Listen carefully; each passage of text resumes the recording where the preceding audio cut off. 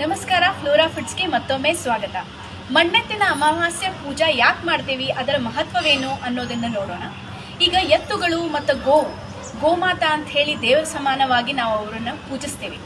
ಈಗ ಎತ್ತುಗಳು ಹೊಲ ಉಳೋದ್ರಿಂದ ಹಿಡ್ಕೊಂಡು ಬೀಜ ಬಿತ್ತಿ ಬೆಳೆ ಬರೋ ತನಕನೂ ರೈತನಿಗೆ ಸಹಾಯವಾಗಿ ಇರ್ತಾವ. ಸೊ ರೈತ ಅವ್ದ್ರ ಮೇಲೆ ಅವಲಂಬನೆ ಆಗ್ಯಾನ. ಇನ್ನು ಎತ್ತುಗಳು ರೈತನಿಗೆ ಸ್ನೇಹಿತರಾಗ್ಯಾರ.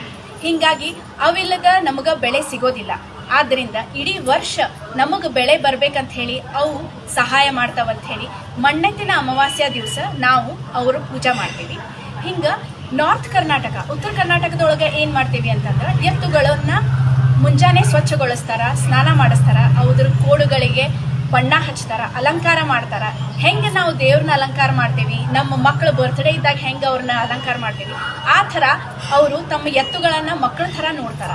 ಸೊ ಅವತ್ತಿನ ದಿವಸ ಪೂಜೆ ಮಾಡಿ ನೈವೇದ್ಯಕ್ಕೆ ಇಲ್ಲೇ ಯೂಶ್ವಲಿ ಉಸುಳಿ ಕೊಡ್ತಾರೆ. ಕೆಲವೊಬ್ರು ದೋಸೆ ಮಾಡಿ ಹಾಕ್ತಾರ. ಹಿಂಗ ತಮಗೆ ಅನುಕೂಲ ಇದ್ದಂಗ ಏನ್ ಬೇಕೋ ಅದನ್ನ ನೈವೇದ್ಯ ಮಾಡ್ತಾರೆ ಎತ್ತುಗಳಿಗೆ. ಸೊ ಎಲ್ಲಾರ ಮನೆ ಒಳಗೂ ಹೊಲ ಇರಂಗಿಲ್ಲ, ಎತ್ತಿರಂಗಿಲ್ಲ. ಆದ್ರಿಂದ ನಾವು ಎಲ್ಲರೂ ಆ ಪೂಜೆಯ ಇದು ಆಶೀರ್ವಾದ ಹೆಂಗ್ ಪಡಿಬೇಕು ಅಂತಂದ್ರೆ ಮಣ್ಣಿನ ಎತ್ತನ್ನ ಮಾಡಿ ನಾವು ಅದ್ರ ಪೂಜಾ ಮಾಡ್ತೀವಿ. ಇದಕ್ಕ ಫ್ಲೋರಾ ಫುಡ್ಸ್ ನಿಮ್ಗೆ ಸಹಾಯಕವಾಗಿದೆ. ಯಾರ ಮನೆ ಒಳಗೆ ಎತ್ತಿಲ್ಲ, ನಾವು ಮಣ್ಣೆತ್ತು ಕೊಡ್ಲಿಕ್ಕತ್ತೀವಿ. ಸೊ ಮಣ್ಣೆತ್ತನ್ನ ಆರ್ಡರ್ ಮಾಡ್ಲಿಕ್ಕೆ ಫ್ಲೋರಾ ಫುಡ್ಸ್ಗೆ ನೀವು ಬರಬಹುದು. ನಾವು ನಿಮ್ಮ ಮನೆ ತನಕ ಮಣ್ಣೆತ್ತನ್ನ ತಲುಪಿಸ್ತೀವಿ. ಬನ್ನಿ, ಎಲ್ಲರೂ ನಮ್ಮ ಸಂಪ್ರದಾಯವನ್ನ ಉಳಿಸೋಣ, ಬೆಳೆಸೋಣ. ಧನ್ಯವಾದ.